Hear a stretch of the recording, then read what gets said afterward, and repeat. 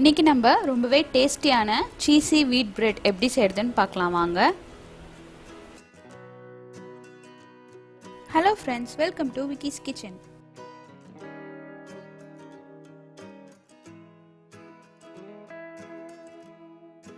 இன்னும் நீங்கள் என் சேனலுக்கு சப்ஸ்கிரைப் பண்ணலன்னா மறக்காமல் சப்ஸ்கிரைப் பண்ணிடுங்க.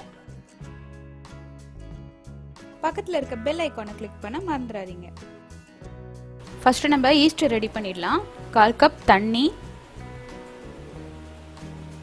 1 டீஸ்பூன் சர்க்கரை,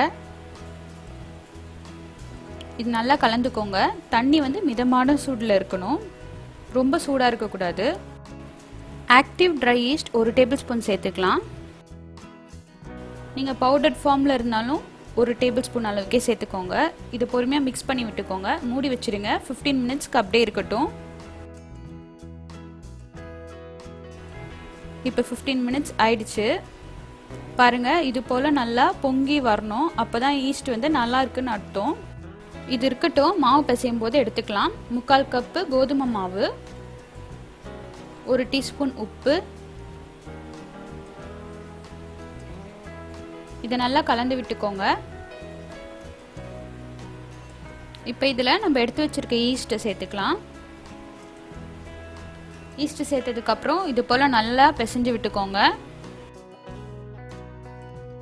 இதில் நான் ஹர்ப்ஸ்லாம் சேர்க்க போகிறேன். 1/4 teaspoon basil, 1/4 teaspoon thyme, 1/4 teaspoon red chilli flakes, 1/4 teaspoon oregano, 1 tablespoon அளவுக்கு தண்ணி. இப்போ இதை நல்லா பிசைஞ்சுக்கோங்க. நம்ம இதில் ஹர்ப்ஸ்லாம் கலந்ததுனால பிரெட்டு ரொம்ப டேஸ்ட்டாக இருக்கும் சாப்பிடும்போது. இப்போ நான் இதை என்னோடய ஒர்க்கிங் சர்ஃபேஸ்க்கு மாற்றிக்கிறேன். இதை நல்லா இழுத்து இழுத்து பிசைஞ்சுக்கோங்க.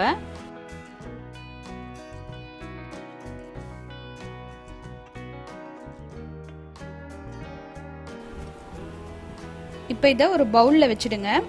காயாமல் இருக்கிறதுக்கு மேலே 1 டீஸ்பூன் அளவுக்கு எண்ணெய் தடவிடலாம்.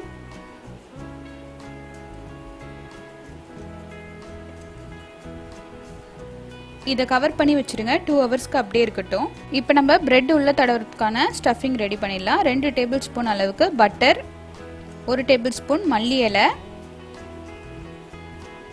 1/4 டீஸ்பூன் ஓரிகானோ,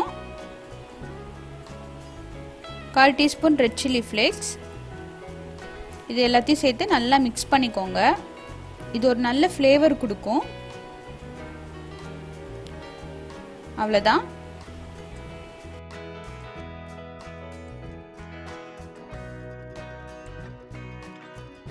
இப்போ 2 ஹவர்ஸ் ஆயிடுச்சு. மாவு நல்லா சாஃப்டாக இருக்குது. மாவை இன்னொரு 3 நிமிஷத்துக்கு நல்லா பிசைஞ்சிக்கலாம். இப்போ இதை சப்பாத்தி போல் உருட்டிக்கலாம். ரொம்ப மெலிசாக இருக்கக்கூடாது, கொஞ்சம் மொத்தமாக தான் இருக்கணும். இந்த அளவுக்கு திக்னஸ் இருக்கலாம். இப்போ இதை ஒரு பிளேட்டில் வச்சிடலாம். நம்ம பட்டர் வச்சு ஒரு ஸ்டஃபிங் ரெடி பண்ணோம் இல்லையா, அதை சென்டரில் மட்டும் ஸ்ப்ரெட் பண்ணிக்க போகிறோம்.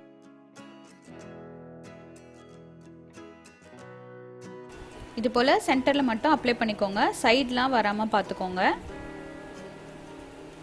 இப்போ இதில் நான் மொசரல்லா சீஸை கிரேட் பண்ணி வச்சுருக்கேன். அதை தூவிக்கிறேன். ஒரு சைடு மட்டும் தூவிக்கோங்க, ஏன்னா இப்போ நம்ம இதை ஃபோல்ட் பண்ண போகிறோம். கொஞ்சம் ஸ்பைசினஸ்க்காக 1/4 டீஸ்பூன் ரெட் சில்லி ஃப்ளேக்ஸ். சைடில் இது போல் தண்ணி வச்சு தடவிக்கோங்க. அப்போ தான் மாவு இன்னொரு சைடு ஒட்டும். அதனால தான் நான் சைடில் அந்த பட்டர் பேஸ்ட்டை தடவை வேணான்னு சொன்னேன். இது போல் தண்ணி தடவுனதுக்கு அப்புறம் இப்படி மடிச்சுக்கோங்க, சோமாஸ் போல். இப்போ சைட்ஸை ஒரு தடவை ப்ரெஸ் பண்ணி விட்டுக்கோங்க. அவ்வளோதான், பர்ஃபெக்டாக இருக்குது. இப்போ மேலே கொஞ்சம் அந்த பட்டர் பேஸ்ட்டை அப்ளை பண்ணிடலாம்.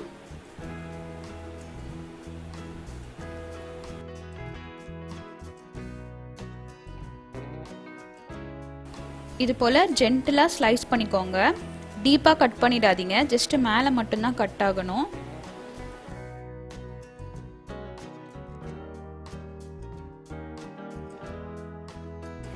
நம்ம எந்த பிளேட்டில் பேக் பண்ண போகிறோமோ அதில் லைட்டாக பட்டர் அப்ளை பண்ணிக்கோங்க.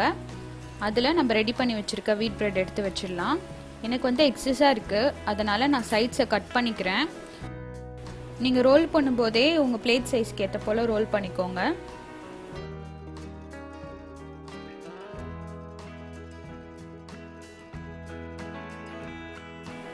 இப்போ நம்ம ப்ரீஹீட் பண்ணிடலாம். ஒரு கடாயில் உப்பு சேர்த்துக்கோங்க. இது நான் எப்போவுமே பேக்கிங் யூஸ் பண்ணுற சால்ட் தான், நீங்கள் ரீயூஸ் பண்ணிக்கலாம்.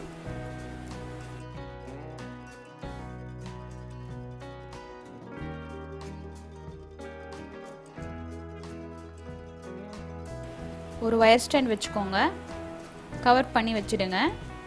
10 மினிட்ஸ்க்கு மீடியம் ஃப்ளேமில் வச்சு ஹீட் பண்ணிக்கோங்க. இப்போ 10 மினிட்ஸ் ஆயிடுச்சு. நம்ம ரெடி பண்ணி வச்சுருக்க வீட் ப்ரெட்டை உள்ளே வச்சிடலாம். கவர் பண்ணி வச்சுடுங்க. 15 to 20 மினிட்ஸ் மீடியம் ஹை ஃப்ளேமில் நல்லா குக் ஆகட்டும். இப்போ 20 மினிட்ஸ் ஆயிடுச்சு. நம்மளுடைய சீஸியான வீட் பிரெட் ரெடி. இதை சூடாக சாப்பிட்டா ரொம்பவே டேஸ்டியாக இருக்கும். இதை கண்டிப்பாக ட்ரை பண்ணி பார்த்துட்டு உங்களுடைய கமெண்ட்ஸ் என்னோட ஷேர் பண்ணுங்கள். அன்பாக சமைங்க, அழகாக சர்வ் பண்ணுங்கள். தேங்க்யூ.